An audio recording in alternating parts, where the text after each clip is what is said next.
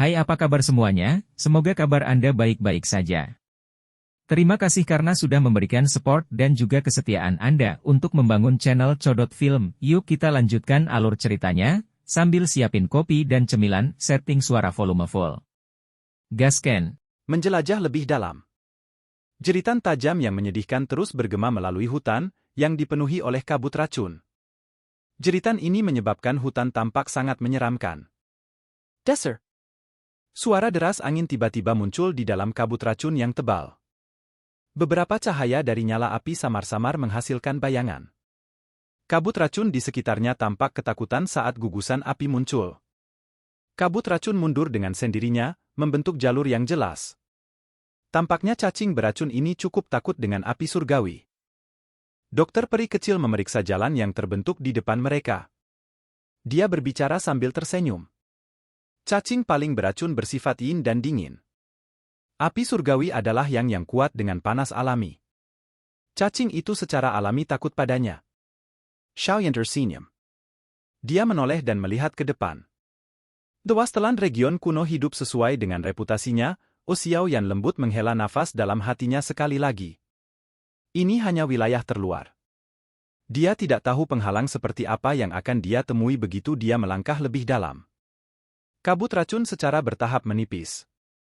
Sepertinya kita akan melewati wilayah ini. Cailin melihat sekeliling mereka. Itu sedikit lebih jelas dibandingkan sebelumnya, menyebabkan dia membuat pernyataan. Ayo perspat. Retret saya kali ini telah menunda kami. Beberapa faksi besar di Central Plains mungkin telah memasuki bagian tengah dari wilayah tanah air kuno. Xiaoyan menggenggak. Jari-jarinya menempel di tanah, dan tubuhnya melesat seperti anak panah yang dilepaskan dari busur. Beberapa sosok mengikutinya dengan kecepatan seperti kilat. Indra Cailin benar. Kabut racun di sekitarnya mulai menipis secara bertahap saat kelompok mereka berkelana lebih dalam. Pada akhirnya, kabut racun hilang sama sekali. Kelompok Xiaoyan melompat ke batu besar setelah mereka keluar dari kabut racun. Mata mereka menyapu tanah di depan mereka, hanya untuk melihat aliran gunung yang lebarnya ribuan kaki. Aliran gunung sangat dalam, dan kabut racun bertahan di dalamnya, menyebabkan seseorang tidak melihat ujungnya. Jika seseorang mengangkat matanya, dia akan melihat pegunungan tak berujung di belakang aliran gunung ini. Pegunungan ini sangat tinggi, tampak seperti banyak naga besar yang sedang tidur. Aura kuno dan tak terbatas menyebar dari pegunungan, bertahan di atas tanah. Tempat itu adalah wilayah tanah gurun kuno yang sebenarnya. Xiaoyan dengan lembut menghembuskan napas saat dia mempelajari pegunungan yang jauh. Matanya sedikit muram. Dia samar-samar bisa merasakan banyak aura ganas di pegunungan kuno yang tak berujung. Aura ini bahkan menyebabkan Xiaoyan merasakan bahaya. Binatang buas dari gurun ini telah selamat dari dunia yang terisolasi. Mereka terus berkembang biak sejak zaman kuno dan kekuatan mereka sangat menakutkan.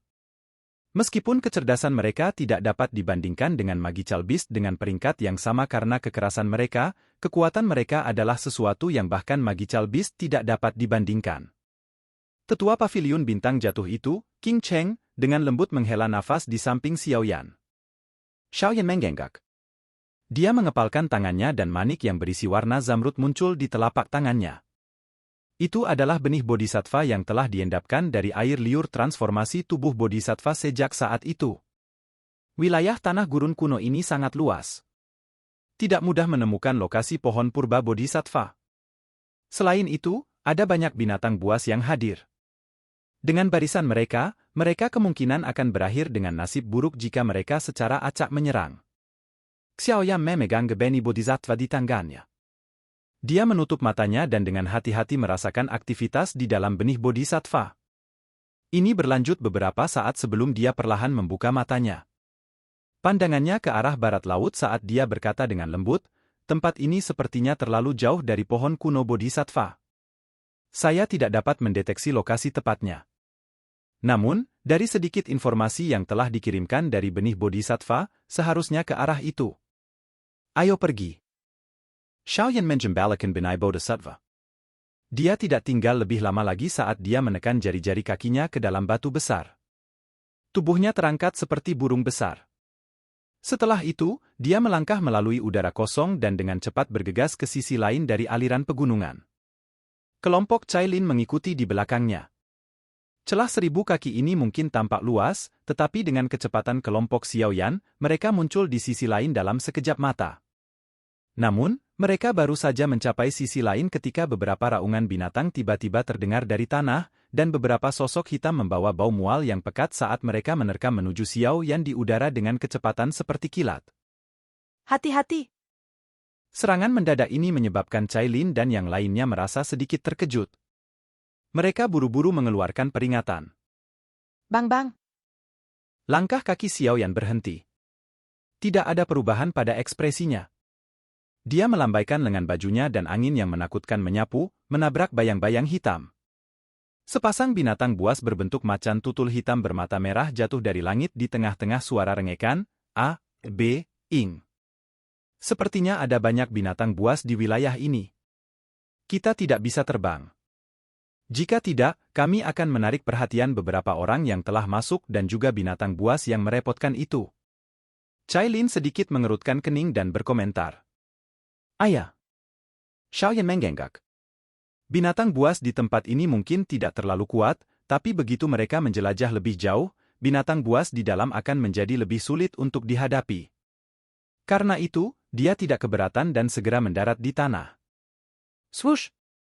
Beberapa suara deras angin ditransmisikan dari belakang setelah kelompok Xiaoyan mendarat. Beberapa sosok dengan cepat tiba.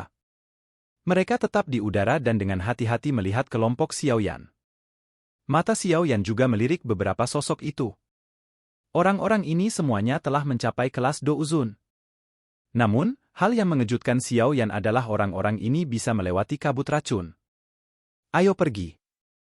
Xiaoyan tidak terlalu fokus pada orang-orang ini, dia juga tidak berniat untuk mengobrol atau bepergian dengan mereka. Tujuan semua orang di tempat ini adalah pohon kuno Bodhisattva. Bahkan jika mereka bekerja sama, mereka tidak akan bisa benar-benar membentuk aliansi. Sebuah kelompok yang terus-menerus menebak satu sama lain bukanlah sesuatu yang dibutuhkan Xiaoyan. Dia melambaikan tangannya dan jari kakinya menempel di tanah saat tubuhnya dengan lembut melayang ke kejauhan. Cailin dan yang lainnya dengan cepat mengikuti. Beberapa sosok yang baru saja tiba mengerutkan kening ketika mereka melihat kelompok Xiaoyan lepas landas. Namun, mereka tidak melakukan apapun. Mereka dapat merasakan bahwa kelompok Xiaoyan lebih kuat dari mereka, dan tindakan Xiaoyan dengan jelas menunjukkan bahwa dia tidak ingin terlibat dengan mereka. Karena ini masalahnya, mereka hanya bisa mengubah arah dan melanjutkan perjalanan mereka. Melolong. Raungan binatang buas yang panjang, yang datang dari dalam wilayah kuno, terus bergema di langit. Bang! Pilar Douki yang ganas tiba-tiba melesat keluar dari hutan. Setelah itu, tanpa ampun bertabrakan dengan tubuh binatang buas besar. Racun kuat di pilar segera menghilangkan kekuatan hidup di dalam tubuh binatang buas itu. Sebelum binatang itu bisa mengeluarkan suara gemuruh dari tenggorokannya, tubuh besarnya runtuh dan mengguncang pegunungan. Beberapa sosok perlahan berjalan keluar dari hutan saat binatang buas besar ini jatuh. Mereka adalah kelompok Xiaoyan, yang telah memasuki wilayah tanah air kuno. Untungnya, kemampuan binatang buas untuk melawan racun ini tidak pada tingkat yang tidak bisa ditangani. Dokter peri kecil melihat tubuh binatang buas yang benar-benar menghitam saat dia berbicara dengan lembut. Mari kita istirahat sebentar dan menunggu penatua King Cheng kembali dari pengintaian. Xiaoyan melihat ke kejauhan.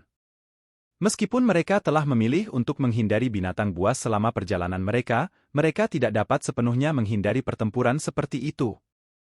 Daya pikat pohon kuno Bodhisattva terlalu besar. Bahkan klan kuno itu tidak akan mudah menyerah, apalagi faksi besar lainnya. Namun, kami belum menemukan kelompok-kelompok itu dari faksi besar.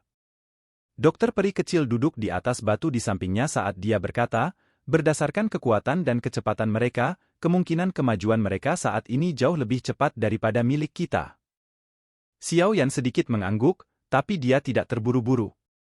Jika begitu mudah mendapatkan harta karun seperti pohon Bodhisattva kuno, itu akan sangat memalukan namanya.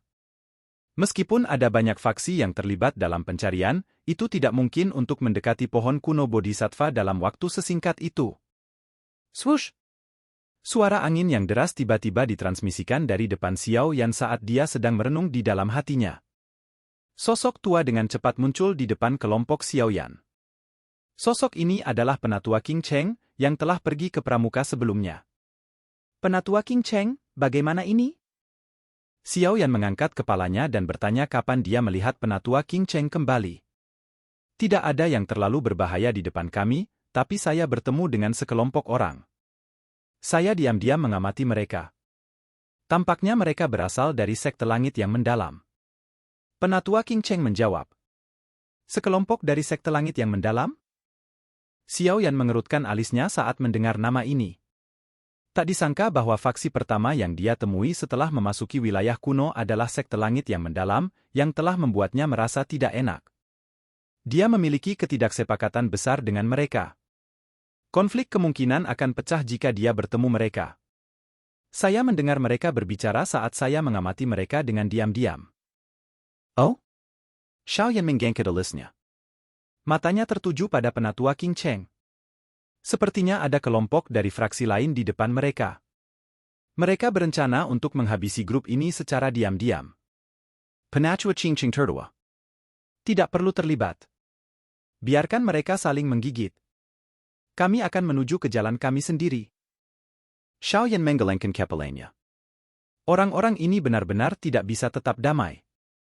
Mereka masih memikirkan bagaimana menyakiti orang lain pada saat seperti itu, tapi dia baru saja bangun ketika dia tiba-tiba bertanya, dari faksi mana kelompok di depan? Mereka tampaknya dari sekte bunga. Penatua King Cheng berpikir sejenak dan menjawab. Sekte bunga? Tubuh Xiao Yan tiba-tiba terhenti saat dia bangun. Matanya berangsur-angsur menjadi suram. Karena sekte bunga ada di sini, dia bertanya-tanya apakah Yun Yun ada di antara mereka. Jika dia hadir, tidak mungkin dia berdiri di samping dan tidak melakukan apa-apa. Hal-hal sialan ini. Kepala Pavilion Junior, apa yang kamu rencanakan? Penatua King Cheng ragu-ragu sejenak sebelum bertanya kapan dia melihat wajah Xiao yang tiba-tiba menjadi suram. Serang, hancurkan sekte langit yang mendalam. Xiao Yan perlahan berdiri. Suaranya yang samar mengandung niat membunuh yang sedingin es. Dia belum menyelesaikan skor dari terakhir kali dia disergap. Setelah bertemu mereka kali ini, dia tidak bisa membiarkan mereka pergi apapun yang terjadi. A. Apa yang mereka bentuk? B. Diciptakan dari kekuatannya, kurasa. Silakan pergi ke. Oke guys, jangan lupa like, comment, share, and subscribe di channel Codot Film. See you next video. Peace out and bye-bye.